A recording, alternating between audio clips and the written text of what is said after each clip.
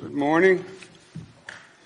For those, let me introduce who's with me today. From my right, Robert Mejica, Budget Director for the State of New York. To my left, Melissa DeRosa, Secretary to the Governor. To Melissa's left, we're joined today by Major Chris West from the New York State Police. Last night was a long and ugly night all across this nation, as we know. Let's talk about where we are today with the COVID virus first.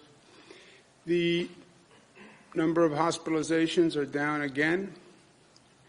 The net change in hospitalizations down again. Intubations down again. Number of new deaths still dropping. All good news. Number of lives lost down to 56, which is, in this absurd reality we live in, actually very, very good news. There'll be a point at which the number of deaths can't get any lower because people will die of something, and COVID virus is very good at affecting those people who have other illnesses. But this reduction in the number of deaths is tremendous progress from where we were. And we have gone through hell and back, but we are on the other side. And it's a lesson for all of us. Last night, as I said, was an ugly night all across this nation. It was an ugly night across this state. We had a number of protests all across the state. New York City, cities upstate. We've seen a lot of disturbing video about the protests, and where I've asked the Attorney General to review the New York City protests and the actions and procedures that were used. I'm going to ask her to include in that review these demonstrations that are ongoing last night, if there are additional demonstrations tonight, and the Attorney General will be reviewing those actions. Upstate New York, we also had actions. We had a significant state police presence all across upstate New York. We have the National Guard on standby. We expect additional protests tonight, and we're preparing for such. Rochester, the county executive, and the mayor asked for additional state police for tonight, and we're going to have 200 additional state police. But look, the big issue is people are outraged, and I understand that. I'm outraged. It's not just George Floyd's killing, although that's enough to outrage a nation. It's George Floyd, it's Ahmaud Arbery, it's Breonna Taylor, all just in the past 3 months. It's 30 years of Rodney King and Amadou Diallo and Sean Bell and Abner Louima, and the same case in states all across this nation, where only the name changes but the color stays the same. You then had the first press conference by prosecutors looking at the Minneapolis situation that frankly raised more questions than it answered. And the real issue is the continuing racism in this country. And it is chronic, and it is endemic, and it is institutional. And it speaks to a collective hypocrisy. We're very good in this country at telling other people how they should live their lives and how they should act, how we preach a high standard, but we still discriminate on the basis of color of skin.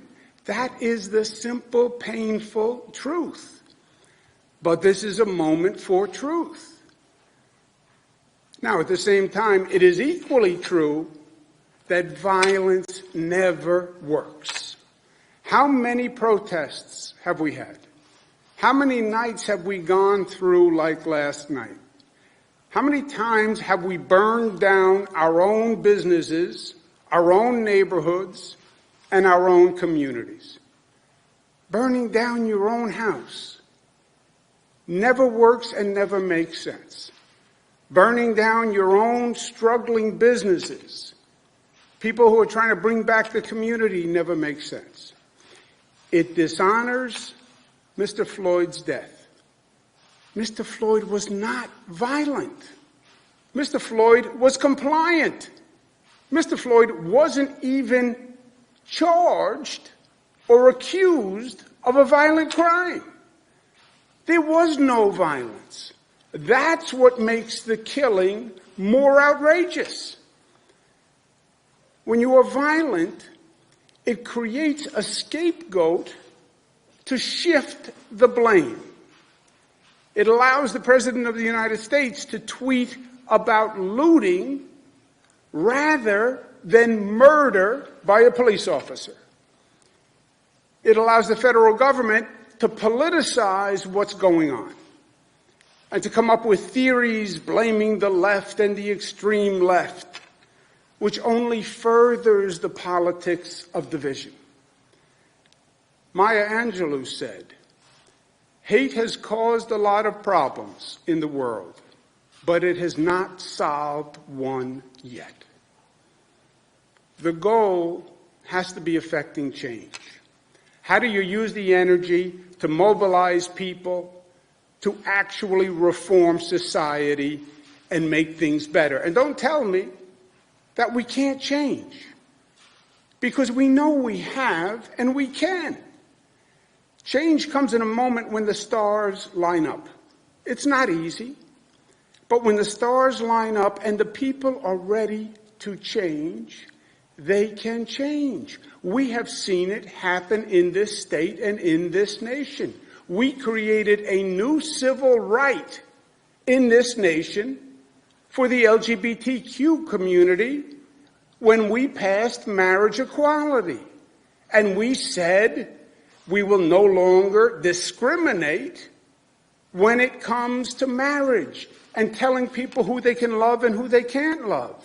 After the Sandy Hook massacre, when people saw the madness of an assault weapon killing children, we passed common sense gun reform in this state after decades of trying. When we had record income inequality and people said this is enough and enough is enough, that's when we passed free college tuition. And we passed a minimum wage where people can actually live decently. People can change. And we have seen that lesson over the past 92 days as we've been dealing with this coronavirus. Who changed society to deal with this virus? The people did it. 50 days ago, on April 12th, we lost 800 people from COVID. Yesterday, we lost 56. 800 to 56. 60 days ago, we had 3,400 people come into our hospitals. Yesterday, we had 191. Who did that? Who made that remarkable change, that radical change? Who made all that progress? Government leaders? Government did it? No. Let's be honest. Most government leaders denied that COVID was a problem. Most didn't know what to do, and if they knew what to do, they didn't know how to do it. It wasn't government. It was we the people. We the people forced that change and did it in weeks, literally. So of course we can change. And our challenge today is to use this moment, use this energy constructively, and demand real positive change. And articulate what the change is that we want. Be specific. We know what must be done. We know what we can do. We know what should be done. And we know what should be done immediately. Demand that the federal government and every state government pass a law that says allegations of police abuse cannot be investigated by local prosecutors because self-policing does not work, period. Allegations must be investigated by an independent outside agency. Demand that we define excessive force by a police officer by one standard all across this nation so every American lives by the same standard. If a police officer is accused of wrongdoing and is being investigated, release their disciplinary records so people can see what the prior acts of that police officer was. Demand that every public school provide the same level of funding for a child so we don't have two education systems in this nation, one for the rich and one for the poor. There is no reason and no excuse today for any child to live in poverty. We know that. Demand that change. And if our government leaders won't do it, or can't do it, or don't know how to do it, then you vote them out. That's how you make change. Most Americans are good, fair-minded, decent, kind, loving individuals. We need to mobilize the best in our people rather than allowing the worst. But don't lose the passion. Don't lose the outrage. Be frustrated. But be smart and be directed and be constructive and destructive. Help your community. Don't hurt your community. Be a laser and focus on real positive change. That's how this moment becomes a different moment in the history books. That's how George Floyd's death does not become just another name in a long list of people who should have never died in the first place.